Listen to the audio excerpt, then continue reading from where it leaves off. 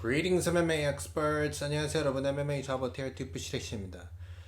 자, 요 아사쿠라 씨에 대한 요 영상이 여러분들이 그렇게 관심 있는 주제는 아니겠지만 여러분들 승찰 아시죠? 승급 찰스. 네, 그분께서 이제 미션을 주셔가지고 그래서 요 주제로 영상을 만들어 달라 하셔가지고 영상을 만든다는 점 말씀드리도록 하겠고요. 요거 여러분들 많이 관심은 없으시겠지만 그래도 댓글에 예, 여러분들 생각도 뭐 몇 개 남겨주시면 감사하겠다는 점 말씀드리도록 하겠고요. 자, 그래서 카이 아사쿠라 요 분이 이제 UFC에서 어떻게 될 것인가에 대해서 말씀드리도록 하겠습니다. 요 아사쿠라 카이 요 분이 원래 벤텀인데 그 라이징에서 챔프를 했었습니다. 했었다가 이제 그 플라이급의 누굽니까? 피게레도가 아니고 누굽니까? 플라이급의 판토자 요 분이 이제 도전자가 없어가지고 라이진에서 넘어와서 바로 아사쿠라가 그 판토자 상대로 뭡니까? 타이틀전을 받았는데요. 그래가지고 네, 졌습니다. 2라운드인가요? 1라운드에 목을 따였는데요. 그렇게 졌고 그리고 나서 그 다음 경기에서는 판토자를 만났는데요. 그 경기 전에 팀 엘리엇이 이제 프리뷰 영상에서 뭐라고 하느냐.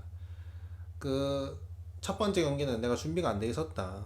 하지만 판토자 상대로는 내가 제대로 준비된 걸 보여주겠다. 내가 모든 부분에서 유리하다. 내가 파워도 유리하고 뭐 타격에서는 압도할 수 있다. 라고 해가지고 1라운드에는 주먹을 거의 꽂지 못하고 2라운드에 아마 2라운드 혹은 3라운드에 넘어가서 또 목이 따가 졌습니다. 자, 그래서 2연패를 했는데요.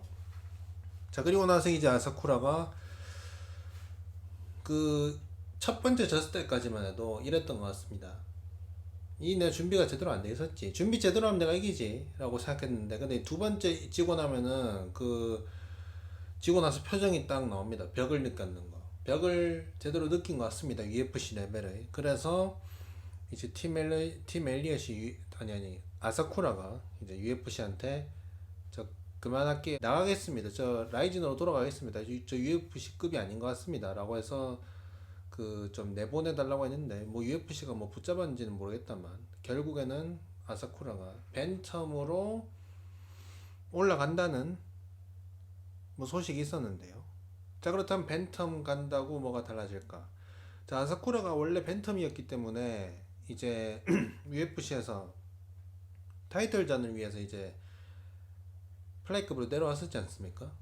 예, 그래서 두 경기를 해서 두 경기를 졌는데 어쩌면 이게 또 뭐 감량고일 수도 있죠. 예, 그러면 벤텀이라면 다를까? 한번 벤텀의 랭킹을 한번 볼까요? 자, 15위가 마커스 맥기인데요. 요분 상대로 못 이깁니다. 14위는 카일러 필립스인데요. 요분도 못 이깁니다. 13위가 로펀트인데요. 자, 요거는 승패를 떠나서 뭐 매치업 자체가 뭐 두 분 다 타격가니까 매치업이 괜찮은 것 같습니다. 근데 아마 모르겠습니다. 로폰트가 어느 정도 유리턱 느낌이 있기 때문에 요거는 뭐 어쩌면 이길 수도 있다. 12위 비니시어스 올리베이라 못 이기고요. 11위 데이비드 마르티네즈 못 이기고요. 12위 헨리 세오도 못 이깁니다. 자, 세오도가 막 올림픽 금메달리스트인 거에 비해서는 솔직히 UFC에 원래 레슬러 출신이 아닌 선수들보다도 레슬링을 못하는데 그래도 세우도한테 아사쿠라는 넘어갑니다. 그만큼 레슬링 디펜스가 구리다. 자, 9위가 자하비인데요. 자하비한테도 지고요. 8위가 바티스타인데요. 바티스타한테 지고요. 7위가 말론 베란한테 지고요. 6위가 피게레도인데 피게레도한테 넘어가서 지고요. 5위가 송야동인데 요거는 뭐 지겠지만 아사쿠라가 그래도 뭐 타격가니까 매치업 자체는 뭐 볼만하다고 할 수도 있습니다. 예, 근데 아마 KO 당하지 않을까 싶고요. 자, 그리고 4위가 코리 샌드헤이건인데 타격에서도 질 것 같고 그 아마 레슬링으로 넘어가지 않을까 싶고요. 2위가 피터얀인데 피터얀 못 이기고요. 아니 3위가 피터얀이죠. 예, 2위가 그리고 우마르 누르마고메도프인데 못 이기고요. 1위가 오말리인데 오말리한테 KO 당하고요. 그리고 챔프가 드발리 시빌리인데 드발리 시빌리는 절대 못 이깁니다. 네, 그래서 결론은 뭐냐? 일단 벤텀으로 간다고 해서 뭐 랭커들 상대로 뭐 비빌 수 있다 이런 건 아닌 것 같고요. 제가 봤을 때 아사쿠라는 제가 딱 요 진단을 내려드리겠습니다. 아사쿠라는 어떻게 해야 되느냐?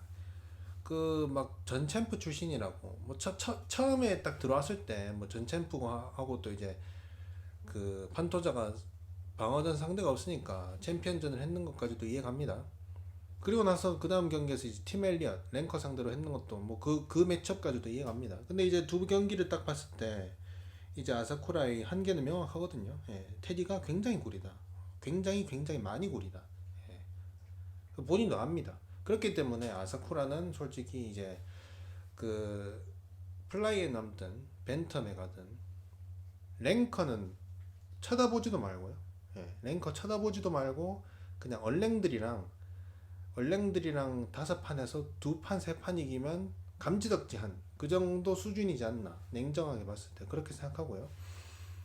그 제가 항상 이 MMA에서 가장 중요하다는 게 뭐죠? 맷집과 두 가지, 맷집과 레슬링 방어인데요. 자, 근데 아사쿠라가 두 가지가 다 없습니다. 자, UFC에서는 지금까지 KO 당한 적도 없고 뭐 그러기 온 적도 없습니다만 그거는 이제 판토자한테 이제 넘어가서 맞을 일이 없어서 그렇고요. 그 두 번째 경기에서는 팀 엘리엇 막 경기 내내 막 흔들적거리다 그냥 레슬링 거라서 뭐 때린 적이 없기 때문에 그런 거고요. 카야 사쿠라가 지금까지 뭐 네 번인가 다섯 번 졌는데 그 중에 세 번인가 네 번을 KO 당했는데 그게 다 막 계속 맞다가 TKO 이런 것도 아니고 한 방 맞고 픽 쓰러져서 파운딩 맞고 바로 끝나는 KO 당했는 경기들이 다 그랬습니다. 그래서 아사쿠라가 제가 봤을 때 맷집도 막 그렇게 좋은 편은 아닌 것 같고요. 그래서 맷집도 딱히 좋지는 않습니다. UFC에서는 이제 레슬링으로 넘어갔으니까 뭐 맷집이 좋고 안 좋고를 뭐 그게 드러나진 않았다만 근데 맷집이 딱히 좋진 않고요. 자, 그리고 레슬링 방어는 뭐 두 경기에서 뽀록 났죠. 레슬링 방어 굉장히 구리다는 거. 자, 그래서 UFC에서 MMA에서 가장 중요한 두 가지 맷집과 레슬링 방어 둘 다 없다. 그렇기 때문에 카야 사쿠라는 어떻게 보면 이제 MMA 선수로서는 굉장히 좀 많이 부족하다라고 볼 수 있는데요. 자, 레슬링에 넘어가서 졌다. 아사쿠라는 타격가다. 레슬러 안 만나면 이길 수 있다. 라고 하기에는 이제 그럴 수도 있죠. 뭐 타격 이제 UFC 선수랑 타격전만 해서는 뭐 어쩜 이길 수도 있습니다. 자, 그런데 문제는 뭐냐면 이제 모든 체급에 다들 레슬러들이 있습니다. 그리고 어느 정도 다들 그 타격가를 하더라도 레슬링을 어느 정도 합니다. 그렇기 때문에 아사쿠라가 제가 봤을 때 뭐 플라이에 있던 벤텀에 있던 뭐 딱히 안전한 매치업은 없다고 보고요. 자, 그런데 이제 뭐 위쪽으로 많이 올라가면 레슬러들이 단 한 명도 없는 그래플러가 단 한 명도 없는 체급이 있죠. 어디다? 라이트 헤비급이다. 라이트 헤비급은 챔피언 플러스 1위부터 15위까지 모든 16명이 다 얼랭커다.